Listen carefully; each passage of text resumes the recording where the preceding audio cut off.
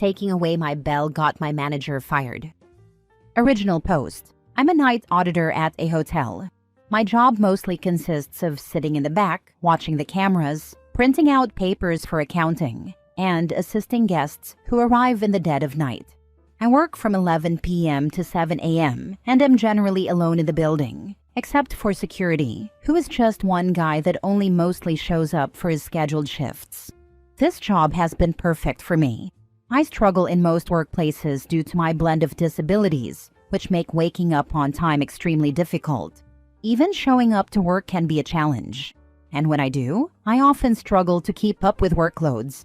Because I work at night, I don't have to worry about oversleeping. And since my job primarily involves printing papers and customer service, I don't have to stress about being overwhelmed. My previous manager encouraged me to bring my switch to work because it can get extremely boring.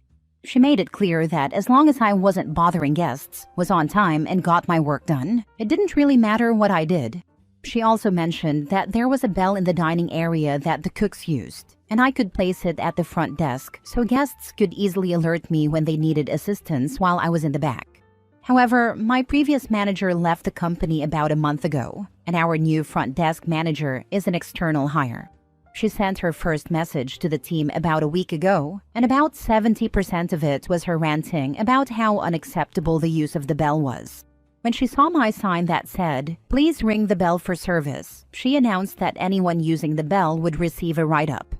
I have pretty severe ADHD, which significantly impacts my work performance. I don't always check the cameras frequently, so I can't always tell when a guest arrives at the front desk. While I'd love to get medication to help, the waiting list for evaluation is 1.5 years long. Since I just got approved for company health insurance, I still have a long wait ahead of me.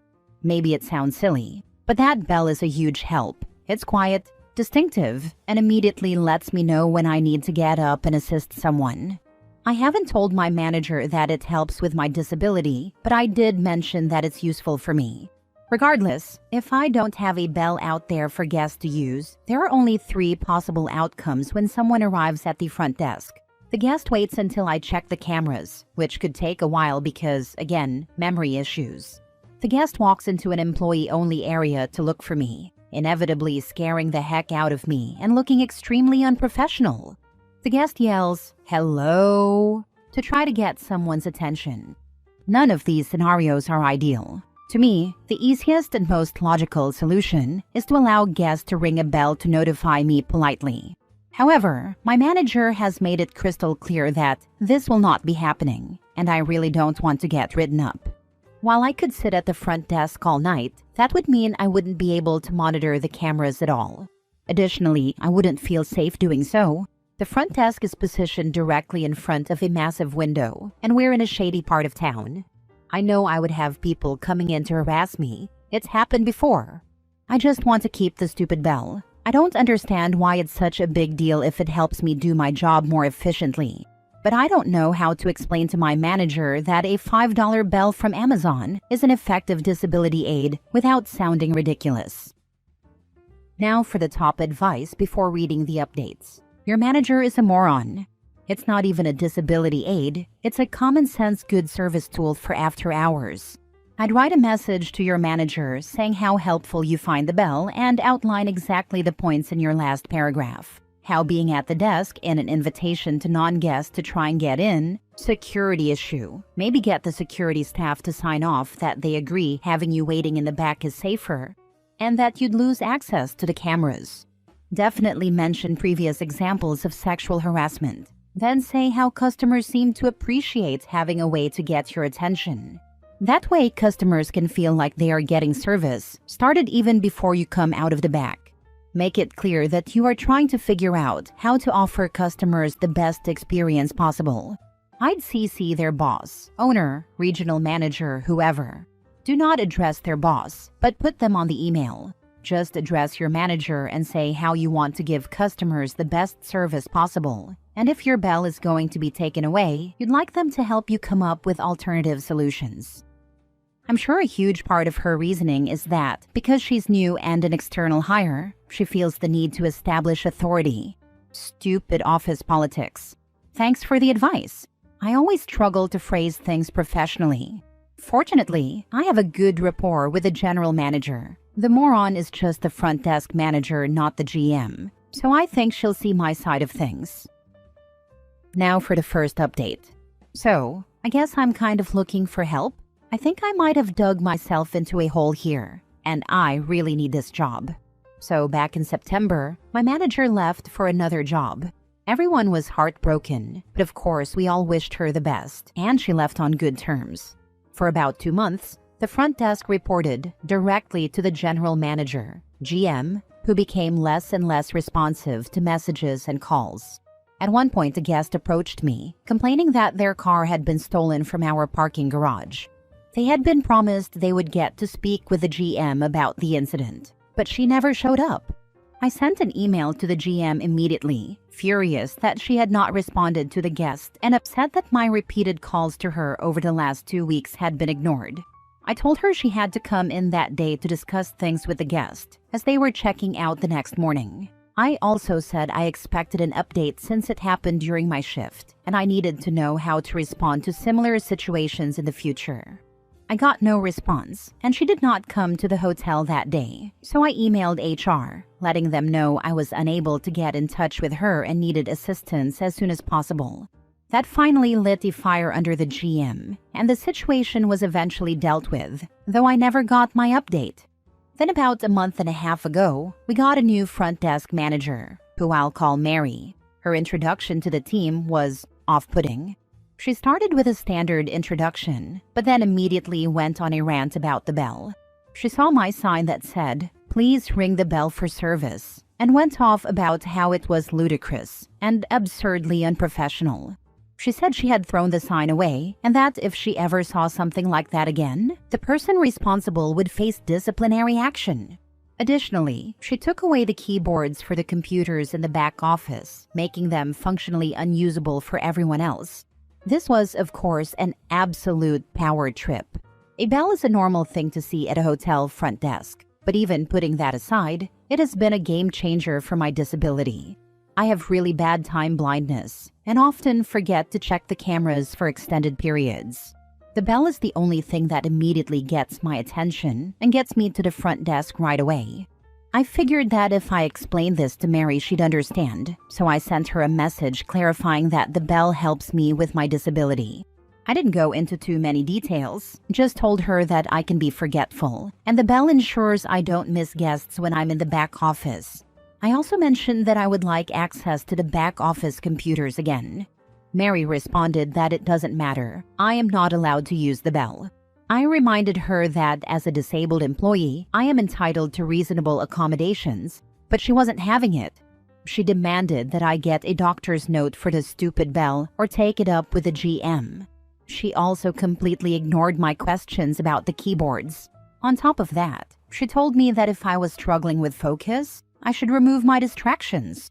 This was incredibly upsetting to hear, not just because I didn't ask for her advice on how to manage my disability, but also because that is not how my illness works. At this point, I probably should have taken a step back, but I was frustrated. I sent an email to the GM explaining that I would like to use the bell because it prevents guests from wandering into employee-only areas or yelling to get my attention, and I would like it to be approved as a disability aid. I also made it clear that I do not appreciate Mary giving me unsolicited advice about my medical condition.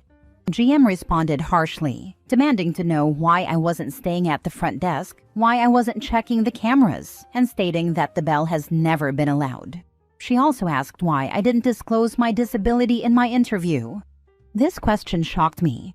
No employee is ever required to disclose a disability before being hired, unless it prevents them from performing their job duties. As a manager, she should know this. I reiterated that I wasn't required to disclose anything during my interview, and that my disability causes forgetfulness, which is not something I can control. I also stressed that I have never been told I am required to remain at the front desk for my entire shift. This has never been the case for me or anyone else I've worked night audit with. I also CC'd HR to ensure they were aware of everything.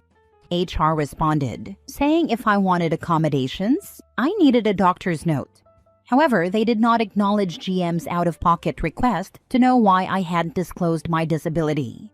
GM then denied ever asking me about my disability disclosure, despite it being right there in our email chain. She said I needed to respect Mary's authority since she has years of experience in the industry. On top of that, she said I was now required to remain at the front desk for my entire shift. Then, out of nowhere, she claimed that Mary had accused me of hooking my laptop up to the work monitors to play video games. This was completely false. Yes, I've used my laptop for games, but my previous manager explicitly told me that was allowed. I have never connected my laptop to the work computers. I told GM as much and reiterated that my frustration with Mary was due to her giving me unsolicited advice on how to manage my medical condition, not her experience as a manager. I also pointed out how weird it was that Mary never addressed this supposed workplace violation with me directly. If I had actually been doing something wrong, shouldn't she have discussed it with me first? I haven't received a response to this email, and it's been 3 weeks. At this point, I'm not sure what to do. Did I completely screw myself over? Should I just go ahead and get a doctor's note? If I do, should I even bother fighting for the stupid bell at this point? I still want my bell back, but it's not worth losing my job over. I have ADHD-related time blindness too. I use a 5233 vibrating traceable timer, which I've got set to count down from 15 minutes and then get my attention with a blinking light. It also has beeps and vibration, but I have them switched off. You do need an appropriate medical professional to send a letter to HR saying that you have a disability that requires X, Y, and Z, and that other tools to help you with attention-related issues, as needed, are medically necessary. And you probably want to give a copy to Mary and GM in case HR doesn't tell them. Also, if it's been a while since you got your diagnosis, your psychiatrist or whatever might have been operating under rules that made them choose either ADHD or autism. But it's possible to have both, and some of the ways you're hoping for management to respond seem familiar to me. Management tends not to put anything in email if they're not sure if it'll bite them in the butt later. This is a great idea. My phone timer just doesn't click for me for some reason, so I'll see how that works for me. I'm pretty sure it's just ADHD and not autism, just because I've never really struggled with social cues or emotional expression, but once I've been medicated for my ADHD for a while, I'm sure I'll start to see if I have anything else that raises alarm bells. Thank you. Can't you play games or whatever at the front desk? Why not just sit there the whole time? Then the bell controversy goes away. Not really. The desk is really small and can't really accommodate room for a laptop. And regardless, they don't want me to have my laptop out front. Now for the second update. I made a post here a while back about my manager taking away the bell I use at the front desk. Long story short, I like using the bell as it's an effective disability aid, and I was originally encouraged to use it. New management came in and said if I was caught using it again, disciplinary action would be taken. I told her it was a disability aid. She didn't care, so I took the issue to my GM, who began to grill me on why I hadn't disclosed my disability during my interview. Of course, she's not allowed to ask that. Legally, I'm not obligated to disclose, and she's not allowed to ask me to do so during the course of an interview. I CC'd HR in my response, explaining as much. However, nothing came of it, and eventually, the situation died down, though I still didn't get my bell back. However, apparently my email triggered a small investigation into the GM's behavior. Corporate began sniffing around and found that next to nothing in our hotel was compliant with corporate policy. And bonus money that should have been sent to front desk staff as a result of positive reviews mentioning them by name never actually made it to the staff.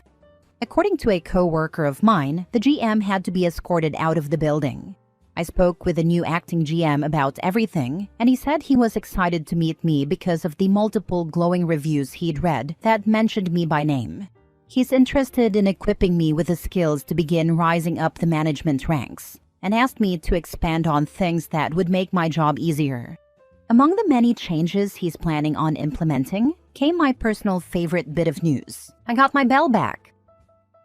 I have ADHD. When I am hyper-focused, I tune out external sounds. I could imagine working in the back room and not realizing someone was calling. Usually, I am not as good at tuning out rare or unusual sounds, like a bell. Exactly this. I also feel it's just inappropriate to expect guests to holler to get my attention. While it was taken away, I had multiple guests walk into the back room to get my attention, which is startling and upsetting when you're in an employee-only area and expect it to be private. Girl, that's magic. I'm so happy for you and feel very humbled that I told you to run from that place. And was wrong. You have taught me something. Thank you. Oh, believe me, I was trying to run. Lol. I couldn't leave because I'm getting my health care through work and currently going through a lot of medical stuff. But I had been asking other hotels managed by the same company what they offered and if I'd be able to keep my current doctor if I were to get hired with them. Came into work today expecting to get lectured for having to call out sick last week. Instead, had a lovely chat with a new manager who wouldn't shut up about how personable I am for a night auditor. Last story. Employers, careful what you ask for. I'm an emergency physician. I work in emergency departments in hospitals. It's an interesting specialty in medicine, with different patients every day, except for the frequent flyers, but that's another story.